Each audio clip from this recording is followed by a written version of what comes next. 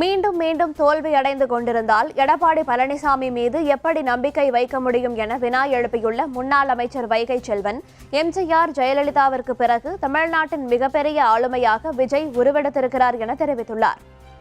எப்படி புரட்சி தலைவர் எம்ஜிஆர் காலத்தின் கட்டளையாக வந்தாரோ, எப்படி புரட்சி தலைவி அம்மா அவர்கள் காலத்தின் கட்டாயமாக வந்தாரோ, அப்படித்தான் சந்திரசேகர், ஜோசப், விஜய் என்கிற மகத்தான ஈடு இணையற்ற ஒரு இளைஞர் என்று காலத்தின் கட்டாயத்தின் அடிப்படையிலே காலம் தீர்மானிக்கப்பட்ட தலைவராக இன்று வந்திருக்கிறார். அண்ணா திராவிட முன்னேற்ற கழகத்தின் தேவையை அறிந்து அதற்குரிய ஒரு யுத்தியை, அதற்குரிய ராஜதந்திரத்தை, அதற்குரிய தகுந்த பாதையை அமைக்க வேண்டும்.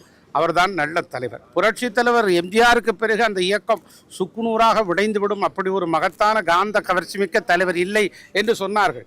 உடைந்த கட்சியே இரண்டாக இருந்ததை ஒன்றாக்கி அந்த இயக்கத்தை மீண்டும் புத்துருவாக்கி மீட்டுருவாக்கம் செய்து 1991 முதலமைச்சராக பொறுப்பேற்று அசைக்க முடியாத மக்கள் தலைவராக இருந்தவர் புரட்சி தலைவி அம்மா அவர்தான் தலைவர். வெற்றியாளர்களை காலம் எவ்வாறு தீர்மானிக்கிறது என்று சொன்னால், தொடர்ந்து வெற்றி பெறுபவர்களை அல்ல, தோல்வி அடைந்த நிலையிலும் அதிலிருந்து மீண்டு எழுபவர்களையே காலம் வெற்றியாளர்கள் என்று தீர்மானிக்கிறது. தோல்வி அடைந்த ஒரு தலைவர் மீண்டும் மீண்டும் தோல்வி அடைந்து கொண்டே இருந்தால் எங்களை போன்று இருக்கிற தொண்டர்கள் எப்படி அவர் மீது நம்பிக்கை வைப்பார்கள்?